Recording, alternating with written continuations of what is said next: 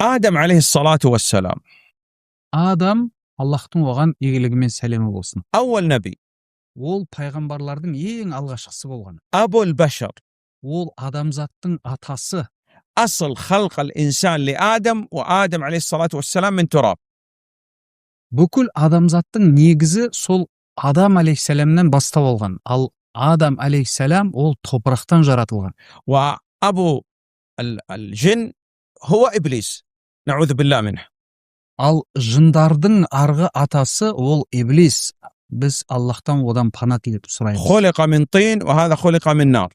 Адам алейхиссалам топырақтан жаратылды, ал иблис ол оттан жаратылды. نعم. والله سبحانه وتعالى كرم بني آدم. Әрі Аллах тағала адам баласын ардақтады. بعض الناس يقول أن أصل خلق الإنسان من قرد. نعم. Кейбір адамдар адам баласы маймылдан шыққан деп айтады. وهذا الذي يقول أنه أصله قرد أنت لا تناقشه.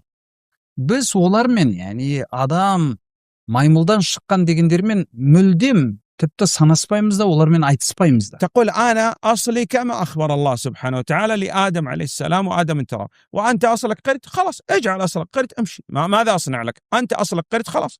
نعم. Біз оларға менің негізім, яғни менің шыққан тегім Адам алейхиссалам, ал сенің шыққан тегің маймыл болса, онда білгеніңді айта бер деп айтады. له فضائل آدم عليه الصلاة والسلام.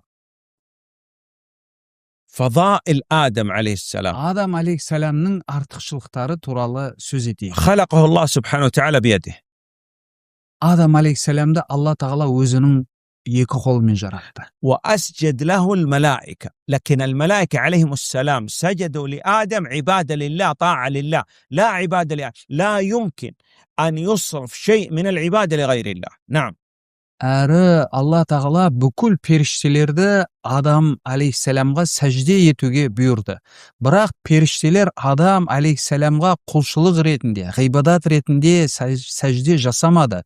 Періштелер Адам алейхиссаламға сәждені Аллах тағалаға құлшылық етіп, және оның айтқан әмірін орындап сәжде жасады. Өйткені ғибадаттың әлде бір түрін Аллахтан басқаға арнауға болмайды. وعلموا أسماء كل شيء، أسماء كل شيء يعني أرض، سماء، ماء مثلا، نعم، حجر، شجر.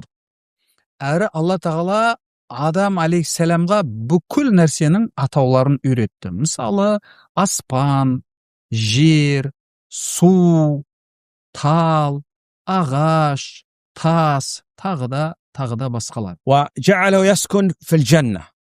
Әрі Алла тағала Адам алейхиссаламды жәннатта, оның тұрғылықты орнын жәннат етті. إبليس أقسم بالله لآدم عليه السلام أنه إذا أكل من الشجرة يحصل له كذا. نعم. وآدم عليه الصلاة والسلام لم يتوقع أن أحد يحلف بالله كاذبا فصدق إبليس. Әрі Иблис, Аллахтың оғаллағы неті болсын, ол Адам алейхиссаламға келіп, оны егер сен мынау жәннаттағы талдан жесең, онда саған мынандай нәрселер болады, мынандай нәрселер болады деп Аллахтың атын айтып ант еткен кезде, Адам алейхиссалам оған сенді. Не үшін? Өйткені Адам алейхиссалам әлде біреудің Аллах тағаланың атымен ант етіп, өтірік айтады деп ойламады. الجنة فيها كم من الأشجار؟ Жәннатта қанша ағаш бар? كثير جدا. Өте көп. الممنوع Ал олардың ішіндегі тыйым салынғаны қанша? شجرة واحدة. Тек қана біреу-ақ. وآدم حليم.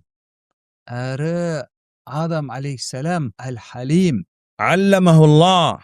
Аллах тағала оны өзі үйретті. وأوقع إبليس.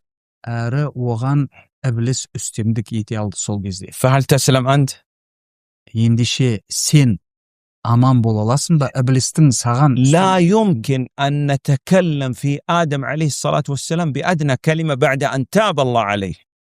Әрі біз Адам алейхиссалам Аллах тағалаға тәубе еткеннен кейін біз ол туралы тіпті кішкентай болса да жаман сөз бен оны тілге алуымызға рұқсат етілмейді, болмайды. بماذا دعا آدم عليه السلام؟ Адам алейхиссалам қалайша дұға етті? Яғни не сұрап дұға етті Алла тағала? ربنا ظلمنا أنفسنا وإن لم تغفر لنا وترحمنا لنكونن من الخاسرين. لا تفسر، قل دعا بهذه الآية. ده هذا دعاء آدم عليه Адам السلام. алейхиссалам Аллах тағалаға ربنا ظلمنا أنفسنا وإن لم تغفر لنا وترحمنا لنكونن من الخاسرين деп дұға етті. نعم، وخلق حواء من ضلع آدم. Әрі ол Адам алейхиссалам هذا الضلع. نعم. Хауа анамызды Адам алейхиссаламның қабырғасынан жаратты. وأول نكاح كان بين آدم وحواء عليه الصلاة والسلام. Ең бірінші неке ол Адам алейхиссалам мен Хауа анамыздың ортасындағы болған неке болды. نعم، والله سبحانه وتعالى جعل حواء هي زوجة لآدم. هذا إكرام لآدم عليه الصلاة والسلام حتى لا يستوحش في الجنة. نعم. Әрі Аллах тағала Хауа анамызды Адам алейхиссаламға жар етті, жұбай етті. Әрі бұл Аллах тағаланың Адам алейхиссаламға көрсеткен ұлы сыйы, құрметі болды. Өйткені ол Адам алейхиссаламның жәннатта әлде бір қиыншылық немесе әлде бір жамандық көруін қаламады. خرج من الجنة ليعود إليها. Адам алейхиссалам жәннаттан оған қайтадан оралу үшін шықты.